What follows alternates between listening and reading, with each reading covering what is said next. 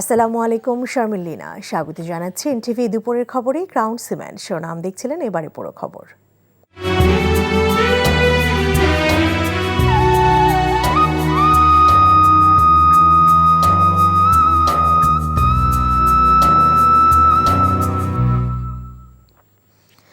চল্লিশ বছরে জলাবদ্ধতায় জীবনের স্বাভাবিক ছন্দ হারিয়েছে ভবদহের মানুষ। জনপদ জুড়ে চলছে নীরব কান্না, বিঘ্নিত হচ্ছে জীবন জীবিকা। ফসলি জমি নষ্ট হওয়ায় মাছের ঘেরের চক্রে বন্দী তারা। জলাবদ্ধতার অভিশাপ থেকে মুক্তি চান ভবদহের অধিবাসীরা। ভবদহে জলাবদ্ধতা নিয়ে ইমরুল আহসানের 3 পর্বের ধারাবাহিকের আজ দেখুন প্রথম পর্ব। সাথে ছিলেন যশোরের সাইফুল ইসলাম সজল, ছবি তুলেছেন জামাল হোসেন।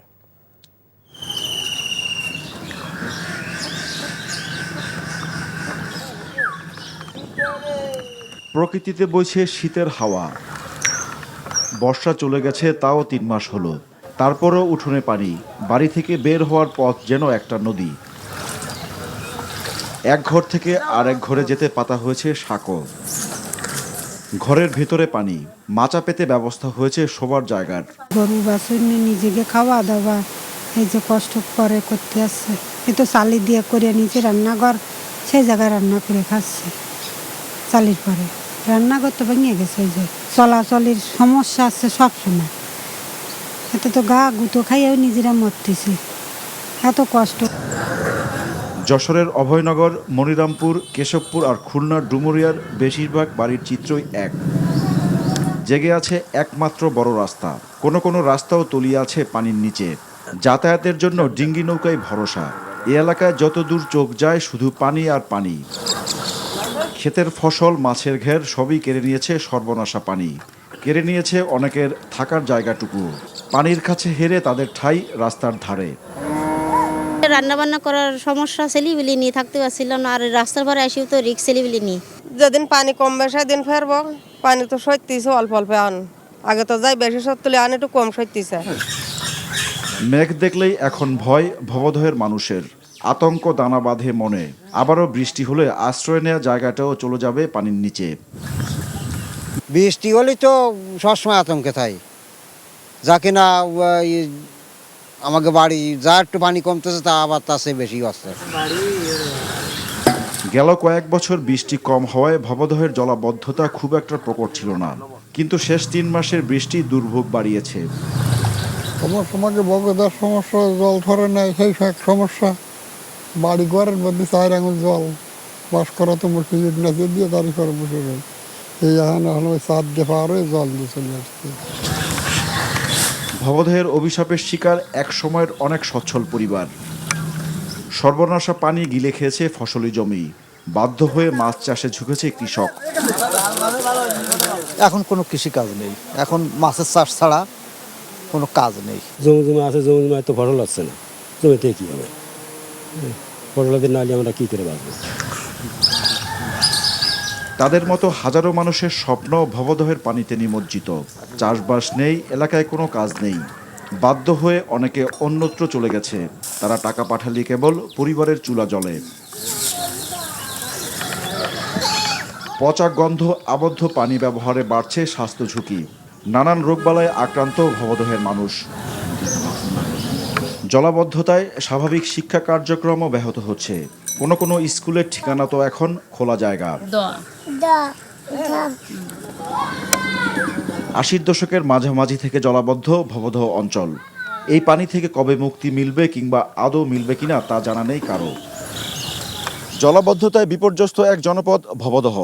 জলাবদ্ধতা নিরসনে বছর বছর প্রকল্প হাতে নেওয়া হলেও দুঃখ ঘুচে নেই ভবদহের মানুষের। তাই পানিবন্দী জীবনই তাদের নিয়তি। Imrul Ahsan, NTV news, Abhaynagar, Jessore. নতুন নির্বাচন কমিশনের শপথ হবে রোববার বেলা 1:30টায়। সুপ্রিম কোর্টে নতুন প্রধান নির্বাচন কমিশনার AM নাসির উদ্দিন সহ 4 কমিশনারকে শপথ পাঠ করাবেন প্রধান বিচারপতি সৈয়দ রিফাত আহমেদ। আওয়ামী লীগ সরকার পতনের 1 মাস পর গত 5 সেপ্টেম্বর হাবিবুল আওয়ালের নেতৃত্বে নির্বাচন কমিশন পদত্যাগ করে। এর 2.5 মাস পর বৃহস্পতিবার অবসরপ্রাপ্ত সচিব AM নাসির উদ্দিনের নেতৃত্বে 5 সদস্যের নতুন নির্বাচন কমিশন গঠন করা হলো।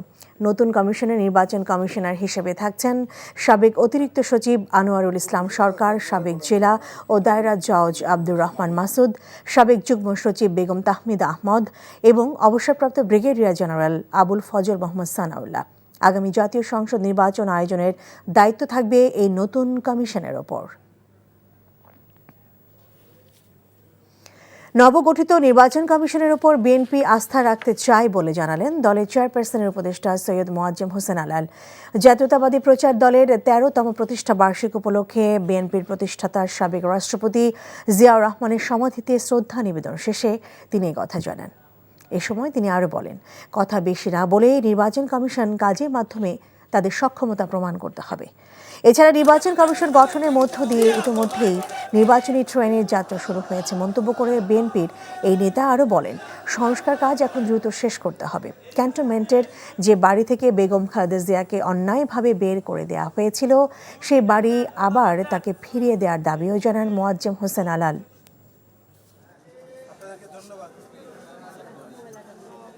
মাত্র কিছুদিন আগে ডক্টর ইউনূস সাহেব এবং ডক্টর আসিফ নজরুল সাহেব দুজনই বলেছিলেন নির্বাচনী ট্রেন যাত্রা শুরু করেছে। তো সেইটার একটা পদক্ষেপ আমরা কালকে দেখলাম যে হ্যাঁ প্রধান নির্বাচন কমিশনার সহ আরও 4 জনকে ইতিমধ্যে নিয়োগ দেওয়া হয়েছে। আমরা ওনার উপরে এবং এই নতুন নির্বাচন কমিশনের উপরে আস্থা রাখতে চাচ্ছি। তবে আমাদের অনুরোধ থাকবে যে কথা কম বলে বেশি কাজ দিয়ে সেটা প্রমাণ করার চেষ্টা করা উচিত শুরু থেকেই। একটু কম কথা, একটু বেশি কাজ, তাহলে আমরা আশান্বিত হব যে না, যেটুকু বলেছেন এটুকু বাস্তবে আসলে দেখা যাবে। ফ্যাসিবাদ বিদায় নিলেও তার অনুসারীরা এখনও শেষ হয়ে যায়নি জানিয়ে তাদের উপড়ে ফেলার আহ্বান জানিয়েছেন গৃহায়ন ও গণপূর্ত উপদেষ্টা আদিলুর রহমান খান। সকালে ঢাকা বিশ্ববিদ্যালয় টিএসসি মিলনায়তনে ঢাকা বিশ্ববিদ্যালয় ডিবেটিং সোসাইটি ও বেসরকারি উন্নয়ন সংস্থা অ্যাকশন এইড আয়োজিত আন্তঃবিশ্ববিদ্যালয় বিতর্ক প্রতিযোগিতার উদ্বোধন অনুষ্ঠানে এসব কথা বলেন তিনি। উপদেষ্টা আরও বলেন, ফ্যাসিবাদ বারবার ফিরে আসবে, তাদেরকে প্রতিহত করতে হবে। এছাড়া হতাশ না হয়ে লক্ষ্যে স্থির থাকতে শিক্ষার্থীদের ঐক্যবদ্ধ থাকার আহ্বান জানান উপদেষ্টা।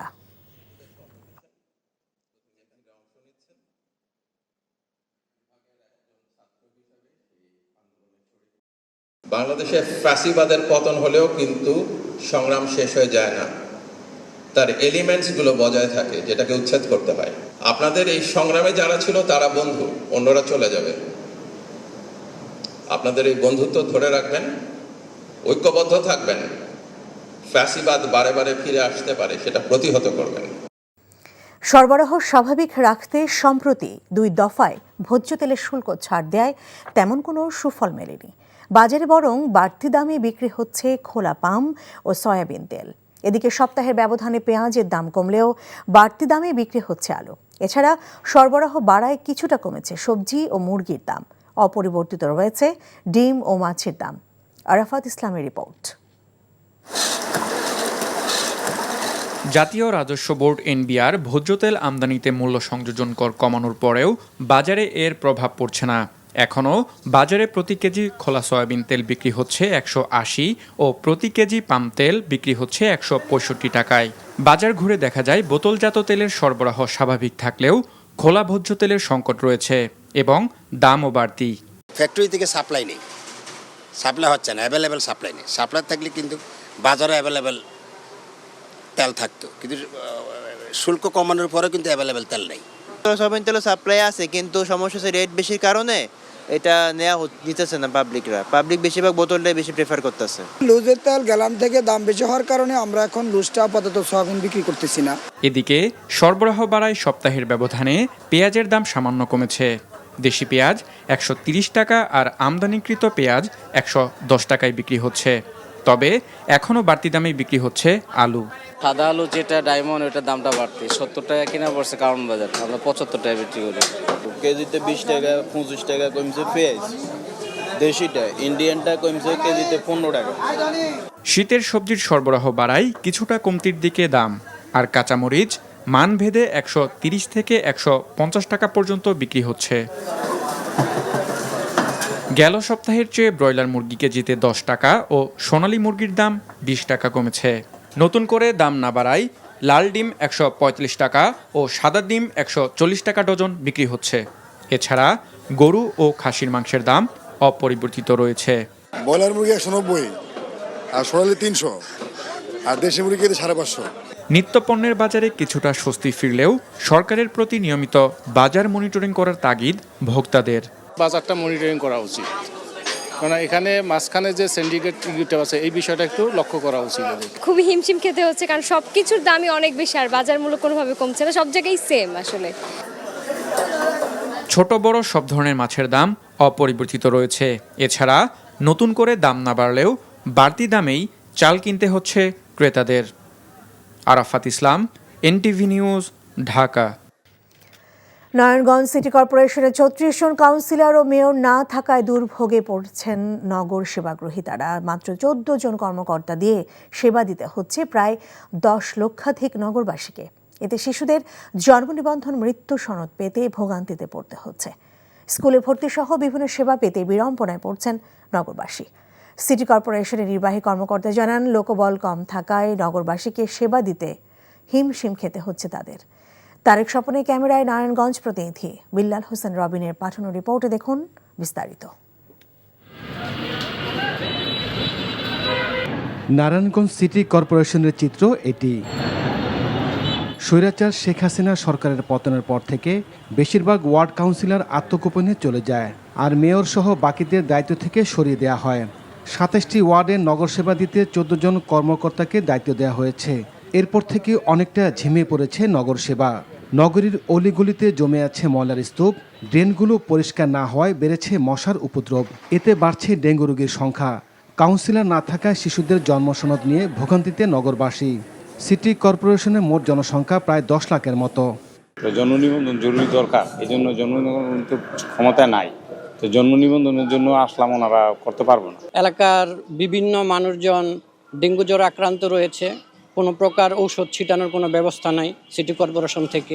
সরকার যাওয়ার পতন হওয়ার পর থেকে চুরি ছিনতাই এগুলা অনেক বাইরে গেছে, তো এটার জন্য আমরা অনেক বিপদে আছি। জন্ম নিবন্ধন সনদ, মৃত্যু নিবন্ধন সনদ আগে কাউন্সিলরদের কাছে ছিল, যখন ছিল কাউন্সিলরদের কাছে, জনগণ আসলে পেয়ে যেত সাথে সাথে, আমাদের টাইম ওয়েস্ট হতো না।